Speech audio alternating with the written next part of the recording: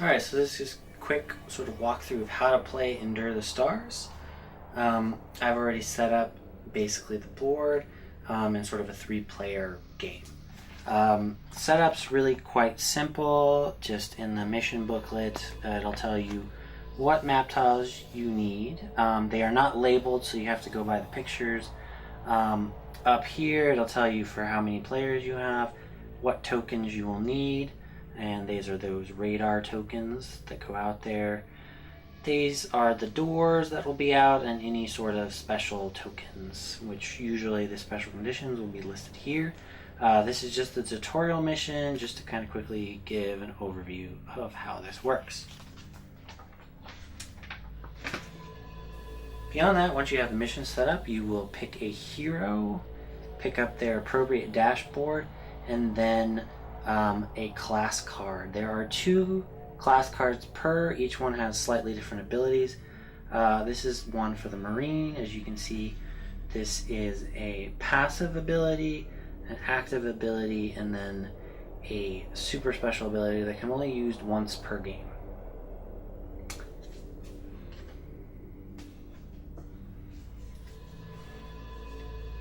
I've already set up 3 heroes with their classes and also given them their appropriate cards. Everybody starts with 10 health, 10 resolve, and you get 3 resolve cards per hero. Resolve cards look like this, and basically when your resolve drops to this level, this card will become active in this condition. There are several for different resolve levels. You will also get 1 card like this per hero, and essentially this is like sort of a slight side quest. If you complete it, you get a reward which you can use anytime during your turn. Lastly, you get starting equipment. You'll start with a pistol, a plasma cutter, and then for however many heroes left, a swarmer leg each. You will shuffle these up and give 1 to each character. Then, of course, make sure that your item deck is shuffled and ready to go, as well as the event deck, and then the remaining radar tokens are shuffled and put into a pile next to the board. Begin with the first round. This game plays a lot like Zombicide. The first round starts with the survivors, and you get 3 actions per turn. The first action you may take, and I'm going to use the scout here as an example, is you can reorganize your inventory. There are 5 slots. You have a body slot for armor, a head slot for head armor, and then your general inventory. You can have a combination, so you could actually have 5 general items and no body and no head, or 1 head, no body, 4 items. However you wish to organize it. If you want to move things around, that'll cost you 1 action to do so. Though if you do a search action, you will be able to discard items at will or move them around once you do so. The rest of the abilities are as follows. You may activate an ability. On those class cards that I showed earlier, you have an active and a super ability that may be used once per game. These 2 require 1 action to use. You may also make noise. These are noise tokens. The amount of actions you spend is going to dictate the noise level you make. So if you spend all 3 of your actions, you will put a 3 token. But if you only use 2 or 1, it'll be 2 or 1 respectively. And that will go into the zone in which you are making noise. You may also interact. If there is an objective token or something that you can interact with inside the mission, you may spend 1 action to actually interact with that token and do whatever the mission tells you that it does. You may also do a search action. If you move into a room where there are no enemies, you can perform a search action, and you will take 1 item from the item deck. You only get to search the room once, though if you move into another room and do another search, that is very possible. You can also, if you search, run into noise. This will of course attract the monsters towards you. You may also take an attack action, assuming your weapon has the correct range and you have line of sight to the enemy. I'll explain how weapons work a little bit later when I go over exactly how combat works, but for now I'll just go over line of sight. Line of sight will follow typical straight lines. So for instance, if the scout is here and the Jaeger is here, since this is a straight line from this zone to that zone, he has line of sight. Buildings are where it gets a little bit more complicated. So if the scout is here, doors you have to assume are sort of arbitrarily placed. The book will say to put it here, but you may as well just assume it's here. From here, he can see all the way into this room. And if there was a door back here, he could see even farther. So if a Jaeger's there, they can see each other. Even if you would place the door here. You can move from one zone to another for one action each. So from movement from this zone to this zone is 1. And from this zone to this zone is 1. Of course, to do multiple would be like 1, 2, 3. That would be all 3 actions to get all the way over here. And that is the way you move. Lastly, the final action you can do is trade. So if you're in the same zone as another survivor, you can trade items in your inventories with each other for one action. Once all heroes have completed their actions, then it becomes the enemy's turn. The enemy has 2 forms of movement, active and passive. So for the sake of example, I want to put one of those radar tokens there. Now this monster here can see these. So it is active, and since it can see, it gets its full range of actions. To know exactly what the enemies do, you have to look at the back of the rule book, and that specific monster is a Jaeger, which means it gets 2 actions. It has 0 range and 2 health. And it will deal 2 damage if it manages to get anywhere. So in this example, it would just move 1, 2 to occupy the zone with the heroes.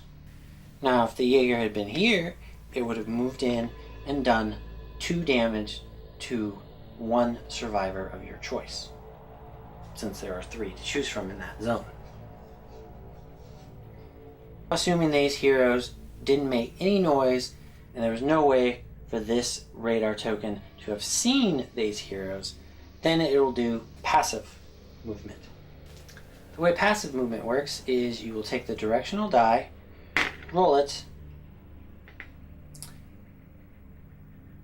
and the radar token will move in that direction. Since it can't move this way, you'll just go until the first direction it can move, and it moves 1 space.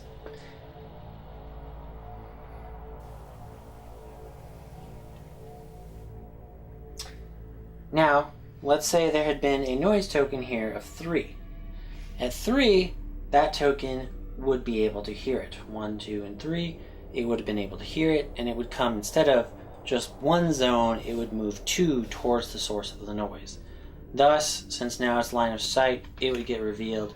You would replace this token with miniatures and also resolve the resolve tests. But I will go over those a little bit later. The last phase of the game then begins, which is the event phase. You would draw 1 event card, read what it says, and perform that event. So in this case, lockdown, all doors would lock. So all doors are assumed open unless told otherwise. You just flip them over to their red side and they become locked. So there's 2 doors on this tile. All of them are locked and there's no way in or out until the next round. There are 5 other types of events in this. The first of which I will go over is radar token spawn. This will list a specific tile, which you'll have to look in the rule book to figure out which picture it refers to, as the tiles are not marked in any sort of significant way other than their pictures. So for instance, if this was the tile, then we could determine using a d6. Maybe this is room 1, 2, 3, 4, 5, and 6.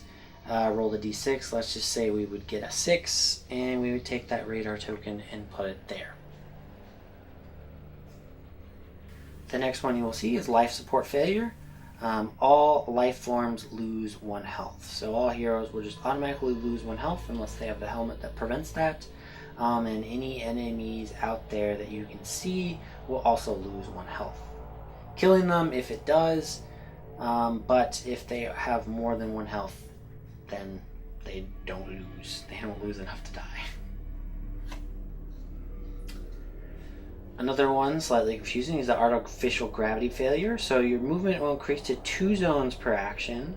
and special rules for ranged attacks applies. What that means is, first of all, for movement, instead of it being 1 to move into one zone, one action will now move you 2 zones, so you can get much farther. For the sake of example, let's just assume the captain here is all by herself. She has a ranged action to perform. She shoots this, and let's just say, for the sake of example, in this case, because she's shooting into a zone she occupies, it will send her that way.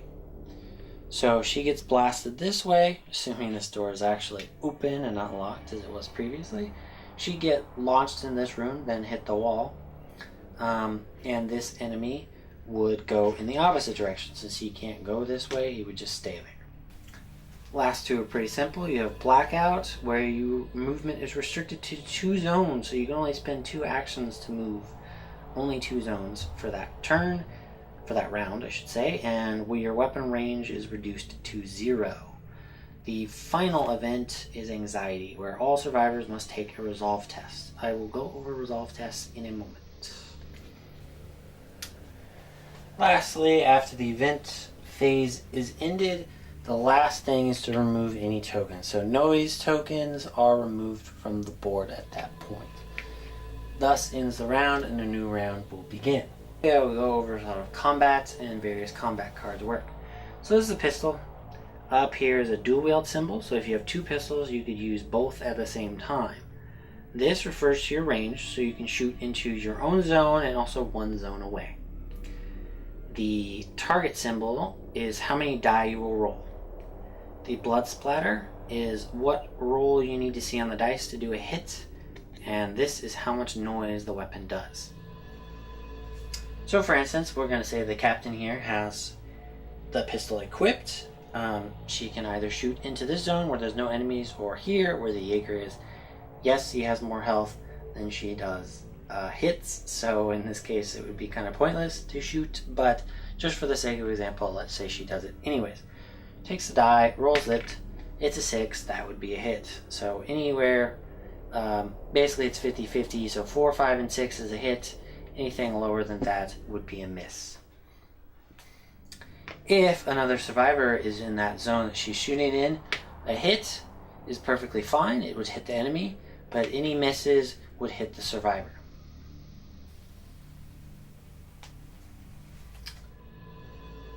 Another thing with combat, if an enemy managed to get a hit on a survivor, you do not calculate per the damage, but just how many hits. So if it goes 1 hit for 2 damage, you will roll this die once. There are 3 blank sides and 3 sides with that refer to head injury, body injury, leg injury.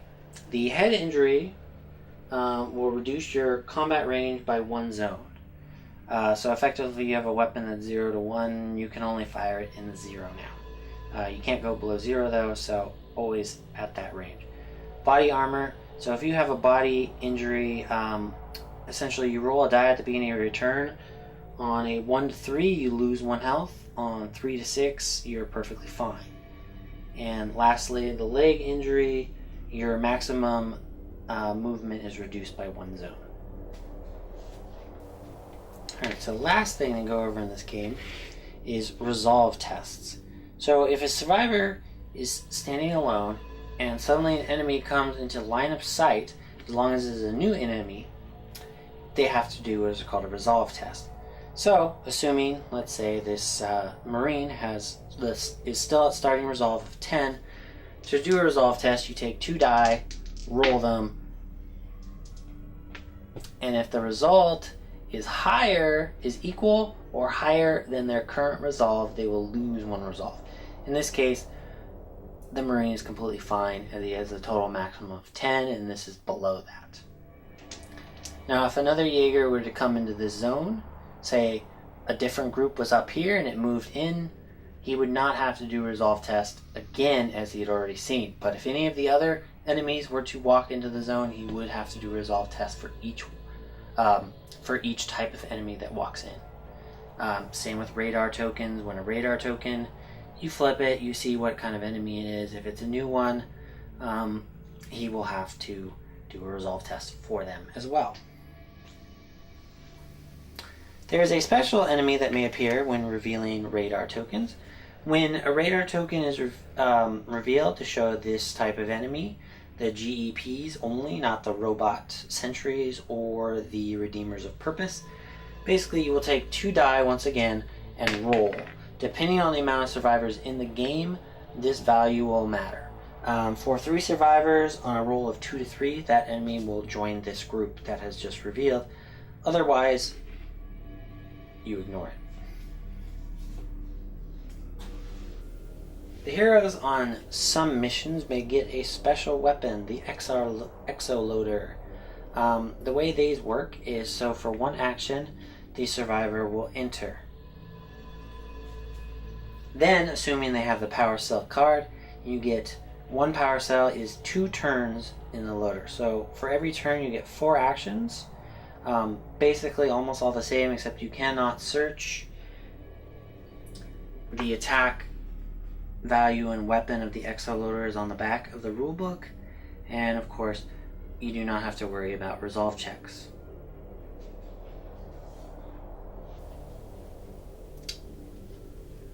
So lastly, there is a special creature, a boss creature, that may come in with this dashboard depending on the amount of survivors and what mission they have more or less health.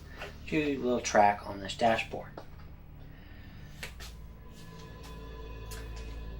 The way enemies work is they have a special deck which you will flip over.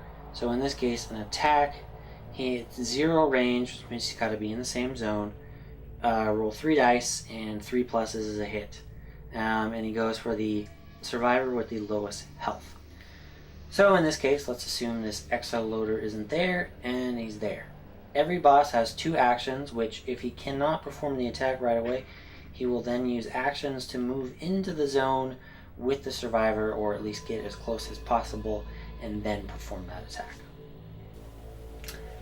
In some cases, you may draw a mood card, which will give the boss a certain bonus, but then they also get to draw another card until they see an attack card, and then perform their actions just like before.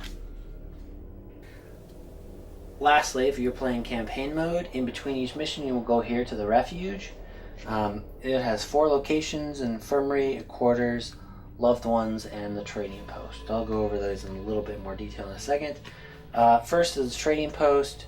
Just to fill it in, you draw the top 3 items from the item deck and put them approximately there. If any noise cards are drawn, you just discard them and replace them with an actual item. If any team member wants to acquire these items, they have to discard 2 of their items and then they acquire it. That slot does not get filled, the timer will go down, etc. 3 locations are as follows. You have the infirmary, which you roll 2 dice, and then depending on your result, you will resolve 1 of these. Your quarters, you get to choose. You can have 1 health restored or 2 resolved. Loved ones, again, you roll 2 dice, and 1 of these will apply depending on the result. Loved ones is typically for bringing back resolve, and infirmary is typically for health. After everybody's visited their whichever choices they have, you usually have some sort of token here to track. You'll go down 1, and then you make a choice. If you are ready to continue the next mission, you go right ahead. If not, then there is the refuge event deck, which you will draw. For instance, this one, Creeping Dead, all survivors lose a resolve. Most of these events are actually relatively positive. This is one of the very few negative. That about covers the basics for Endure the Stars. There are a few other little small sort of rules. There's sort of a figure limit that, depending on how many bases fit into a zone, that is the maximum amount you can have in there. They have added a rule where if an enemy tries to enter, if you're a survivor and you're stuck in there because there's either too many enemies or all the survivors are in one zone blocking everything, then those survivors will lose health and resolve depending on how many enemies enter or try to enter. But that basically covers most of the basic stuff. Some of the cards have, some special rules here and there, but I've gone ahead and explained just about everything that you really need to know to kind of get going in this game. I will be having a review probably posted in the next day or so of this game and what I think of it. So catch you in the next video. Thanks. Bye.